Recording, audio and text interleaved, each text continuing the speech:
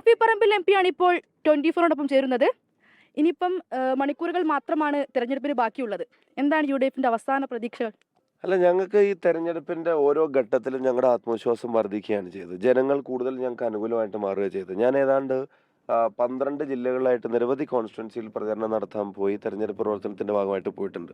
അപ്പം പോകുമ്പോഴൊക്കെ ഞങ്ങൾക്ക് കിട്ടുന്ന റെസ്പോൺസ് എന്ന് പറയുന്നത് വളരെ പോസിറ്റീവാണ്. Real election story, ground level story UDFന് അനുകൂലമാണ്. പ്രധാനമായിട്ടും എന്തൊക്കെയാണ് ഇവിടെ ചർച്ചാ വിഷയമായത്? ഇതിനകത്ത് വികസനവും രാഷ്ട്രീയവും ഈ സർക്കാരിൻ്റെ ചെയ്തികളും കേരളത്തിൻ്റെ ഭാവിയും തുടങ്ങിയ എല്ലാ കാര്യങ്ങളും BJPയും CPMഉം തമ്മിൽ നടത്തുന്ന ഡീലും അതൊക്കെ തന്നെയാണ് തീർച്ചയായിട്ടും ചർച്ചയായത്. കേരളത്തിലെ ചെറുപ്പക്കാരുടെ ഫ്യൂച്ചറിനെ സംബന്ധിച്ച് ഒരു പ്ലാനും ഒരു വിഷനും ഇക്കഴിഞ്ഞ 10 വർഷം തുടർച്ചയായിട്ട് ഭരണത്തിലിരുന്നിട്ടും ഗവൺമെന്റിനെ കൊണ്ട് നടപ്പിലാക്കാൻ സാധിച്ചിട്ടില്ല. ആൾക്കാർ നാട് വിട്ട് ഓടാൻ കാത്തുക്കുന്ന അവസ്ഥയാണ്. ഈ കേരളം പെട്ടിട്ടുള്ള ട്രാപ്പ്, കടക്കണി, പിന്നെ ഡെറ്റ് ട്രാപ്പ് എത്രത്തോളമാണ് എന്നുള്ളത് നമുക്ക് കേരളത്തിൻ്റെ ചരിത്രത്തിലെ ഏറ്റവും വലിയ കടക്കണിയിലേക്ക് നമ്മളെ കൈപിടിച്ച് നടത്തി എന്നുള്ളതാണ്. മാത്രമല്ല, പിന്നെ ആരോഗ്യ മേഖല ഉൾപ്പെടെ നമ്മൾ വലിയ കൊട്ടിഘോഷിച്ചിരുന്ന മേഖലകളിലൊക്കെ നിരന്തരമായ വീഴ്ചകൾ, അതിനെ ഒറ്റപ്പെട്ടെന്ന് പറഞ്ഞ് ഒഴിയാൻ ശ്രമിക്കുക. ക്രമസമാധാന രംഗത്തെ പ്രശ്നങ്ങൾ, വന്യജീവി ആക്രമണം, തീരദേശത്തെ പ്രശ്നങ്ങൾ, പ്രവാസി ഇഷ്യൂസ് മൗൾഡ് ചെയ്തുകൊണ്ടിരിക്കുമ്പോൾ അതിനകത്ത് പറഞ്ഞ വാക്കുകൾ പാലിക്കപ്പെടാതിരിക്കുന്നത്, പിന്നെ മയക്കുമരുന്നിൻ്റെ ഇഷ്യൂസ് തുടങ്ങി അനേകം ഭരണപരമായ വീഴ്ചകൾ ഒരു വശത്തുണ്ടാവുന്നു. പിന്നെ ഇവരും BJPയും തമ്മിൽ അധികാരത്തിൽ തുടരാൻ വേണ്ടി ഡീല് അത് ഒരിക്കലും കേരളത്തിലെ ജനങ്ങൾക്ക് അംഗീകരിക്കാൻ കഴിയുന്ന ഒന്നല്ല. BJP രാഷ്ട്രീയം കേരളത്തിന് ഗുണകരമല്ലെന്ന് അറിഞ്ഞിട്ടും അവർക്ക് 2-3 സീറ്റെങ്കിലും കിട്ടിയാൽ അങ്ങനെയെങ്കിലും UDFനെ ഈ ഭരണത്തിൽ നിന്ന് അനിവാര്യമായ മാറ്റത്തിൽ നിന്ന് അകറ്റി നിർത്താൻ പറ്റുമെന്നുള്ള ശ്രമമാണ് ഇവർ നടത്തുന്നത്. ഇതൊന്നും കേരളത്തിലെ ജനങ്ങൾ അംഗീകരിക്കുന്ന കാര്യങ്ങളല്ല. അതിനെതിരായിട്ടുള്ള വലിയ തിരിച്ചടി കേരളത്തിലുണ്ടാവും. ഈ ഡീലാരോപണം UDFനെതിരെയും ഉയർന്നു വന്നിരുന്നു. അത് തിരിച്ചടിയാവോ? അത് ആരോപണം എന്നുള്ള നിലക്ക് അവരത് ഉന്നയിക്കാന്നല്ലാണ്ട് അതിൻ്റെ റെലവൻസ് നിങ്ങളെടുത്ത് നോക്കുക. ഇവർ തമ്മിലുള്ള നയങ്ങളും സമീപനങ്ങളും ഇവരുടെ സംസാരത്തിലും, പിന്നെ അവരുടെ മന്ത്രിമാർ പോലും സംസാരിക്കുന്ന BJP നേതാക്കന്മാരുടെ ഭാഷയിലാണ്. ഇപ്പം പിന്നെ സജി ചെറിയാൻ്റെയൊക്കെ പ്രസ്താവന എന്തായിരുന്നു? പ്രധാനമന്ത്രി കേരളത്തിൽ വന്നിട്ട് ശബരിമല എന്നൊരു വാക്കുരിയാടിയോ? ഒരു വാചകം പറഞ്ഞോ? എന്താ പറയാത്ത? CPMനോ ഈ ഗവൺമെൻറ്റിനോ പ്രയാസമാവുന്ന കണക്കൂട്ടി തന്നെയല്ലേ? CPMൻ്റെ LDFൻ്റെ സിറ്റിംഗ് MLAമാർ CPIയുടെ ഉൾപ്പെടെ BJPയിൽ പോയി മത്സരിക്കുക. നേരത്തെ ഉണ്ടായിരുന്ന MLA മത്സരിക്കുന്നു. CPM MLA ഇപ്പോൾ BJPയിലേക്ക് പോവുക. മുഖ്യമന്ത്രിക്ക് യാതൊരു അസ്വസ്ഥതയില്ല. സുധാകരൻ സ്വതന്ത്രനായപ്പോൾ മുഖ്യമന്ത്രി ഉപയോഗിച്ച വാക്കെന്താ? അപ്പം എല്ലാ അർത്ഥത്തിലും അത് പ്രകടമാണ്. മറ്റൊരു കാര്യം, ഇപ്പം ഈ അവസാന നിമിഷം LDF ഉന്നയിക്കുന്നത് ഈ വയനാട് വിഷയമാണ്. വയനാട് വീട് നിർമ്മിച്ചു നൽകാമെന്ന് പറഞ്ഞ് കോൺഗ്രസ് ജനങ്ങളെ കബളിപ്പിച്ചു എന്നാണ് പറയുന്നത്. കോൺഗ്രസ് അതിനുവേണ്ടി പിരിച്ച പണം അക്കൗണ്ട് ത്രൂ ആണ്. അതിൻ്റെ എല്ലാ വിശദാംശങ്ങളും KPCC പ്രസിഡന്റ് വ്യക്തമാക്കി. ഞങ്ങൾക്ക് കിട്ടിയ പണം എത്രയാണ്, ഞങ്ങൾ അതിൽ നിന്ന് ചെലവഴിച്ച തുക എത്രയാണ്, രജിസ്ട്രേഷന് വേണ്ടി വരുന്നത് എത്രയാണ്, ഇനിയിപ്പോൾ ഭവന നിർമ്മാണത്തിന് കൂടുതൽ പൈസ വേണ്ടി വരും, അത് KPCCയും AICCയും പിന്നെ മറ്റ് ഫണ്ടുകളിൽ നിന്ന് അത് നീക്കിവെച്ച് അത് പൂർത്തിയാക്കുമെന്ന് KPCC പ്രസിഡന്റ് കൃത്യമായിട്ട് പറയുന്നു. ഇനി ഒരു പബ്ലിക് കണക്ഷനിലേക്ക് ഇപ്പം നമ്മൾ അതിനെപ്പറ്റി പോകുന്നില്ല എന്ന് ഡിക്ലെയർ ചെയ്യുന്നു.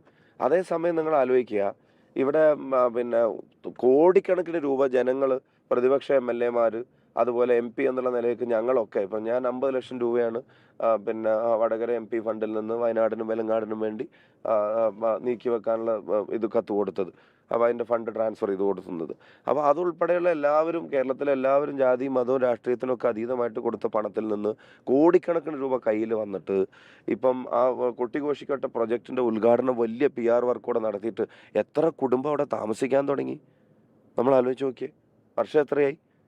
ഞങ്ങൾ ഗവൺമെൻറ്റിലൊന്നുമല്ല, ഞങ്ങൾ പ്രതിപക്ഷത്താണ്. എന്നിട്ടും ഞങ്ങളുമായിട്ട് ബന്ധപ്പെട്ട സ്ഥലങ്ങളിലുള്ള ഗവൺമെൻറ് അവിടുത്തെ ജനങ്ങളുടെ പൈസ കേരളത്തോടുള്ള താല്പര്യം കൊണ്ട് കർണാടകയിൽ നിന്ന് ഉൾപ്പെടെ നീക്കിവെച്ച് നമ്മൾ കണ്ടു. കോൺഗ്രസ് പ്രഖ്യാപിച്ച വീടുകൾക്കുള്ള സ്ഥലം വാങ്ങി അക്കൗണ്ട് ഡീറ്റെയിൽസ് ജനങ്ങളുടെ മുമ്പിൽ വ്യക്തമാക്കി. ഇനി അതിൻ്റെ നിർമ്മാണം ഞങ്ങൾ സമയബന്ധിതമായിട്ട് പൂർത്തീകരിക്കും. ഇപ്പോൾ ഡിലേ ഉണ്ടായി, അത് സത്യം, ഞങ്ങൾ അംഗീകരിക്കുന്നു, ഡിലേ ഉണ്ടായി. പക്ഷേ ഇനി അത് പൂർത്തീകരിക്കുന്ന കാര്യത്തിൽ ഞങ്ങൾക്ക് വീഴ്ചകൾ ഉണ്ടാവില്ല, ഞങ്ങൾ പൂർത്തീകരിക്കുക തന്നെ ചെയ്യും. ആ ഫണ്ടൊന്നും വേറെ ആരും എവിടെയും കൊണ്ടുപോയിട്ടില്ല, പോവുകയില്ല. നേരെ മറിച്ച് CPM കേരളത്തിലെ ജനങ്ങൾക്കിടയിൽ നിന്ന് പിരിച്ച ഫണ്ട്, ഇപ്പോൾ ഒന്നും വേണ്ട, വയനാടിന് വേണ്ടി തന്നെ അവർ പിരിച്ച ഫണ്ടിനെ സംബന്ധിച്ച് ഇപ്പുറത്തുനിന്നൊരു വിവാദം ഉണ്ടായപ്പോഴല്ലേ അവർ കൊടുത്ത പൈസയുടെ കണക്ക് പോലും പുറത്തു വന്നത്. DYFI കൊടുത്ത ഫണ്ടിനെ സംബന്ധിച്ചുള്ള കൺഫ്യൂഷൻസ്, ചെക്ക് കൊടുത്തതിന് ശേഷം എന്നാ തുക മാറിയെന്നുള്ള കൺഫ്യൂഷൻ ഒരു വശത്ത് നിലനിൽക്കുന്നു.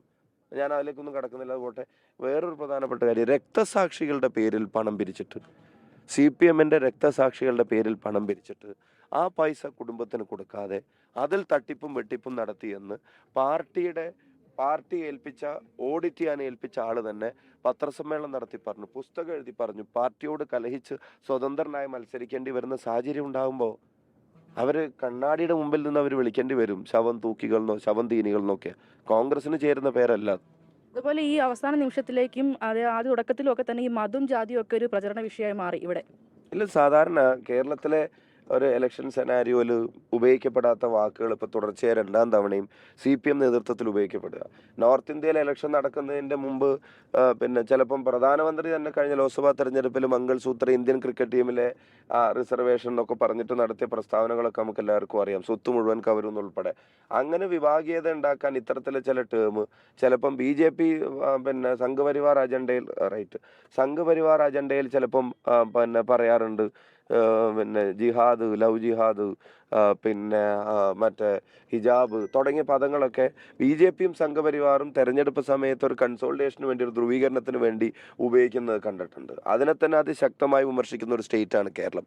ആ കേരളത്തിൽ CPMനെ പോലെ ഒരു പാർട്ടി കാഫിർ, കൗമ് തുടങ്ങിയ പദാവലികൾ ഉപയോഗിച്ച് കേരളത്തിൽ ഇത്തരം ശ്രമങ്ങൾ നടത്തുക എന്ന് പറഞ്ഞാൽ, ഞാൻ നേരത്തെ സൂചിപ്പിച്ചതുപോലെ BJP പറയുന്ന രാഷ്ട്രീയം തന്നെ CPMും പറയാൻ തുടങ്ങിയ തീർച്ചയായിട്ടും അതിന് കേരളത്തിലെ ജനങ്ങൾ തിരിച്ചടി കൊടുക്കും.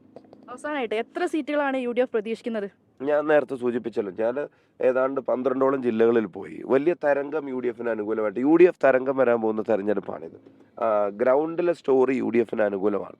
ഒരു തമ്പിങ് വിക്ടറി, കംഫർട്ടബിൾ ആയിട്ടുള്ള ഒരു തമ്പിങ് വിക്ടറി UDFന് ഉണ്ടാവും. ഞങ്ങൾ മാജിക്കൽ നമ്പേഴ്സ് തൊടുമെന്ന് തന്നെയാണ് ഞങ്ങൾ പ്രതീക്ഷിക്കുന്നത്.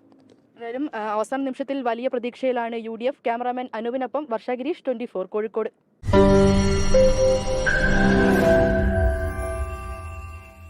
ലോകത്തെവിടെയായാലും ഏത് സമയത്തും 24 വാർത്തകളും ഓഗ്മെന്റഡ് റിയാലിറ്റി പാക്കേജുകളും എക്സ്പ്ലെയിനറുകളും വിശദമായി കാണാൻ ഞങ്ങളുടെ YouTube ചാനൽ നിങ്ങൾക്ക് സബ്സ്ക്രൈബ് ചെയ്യാം.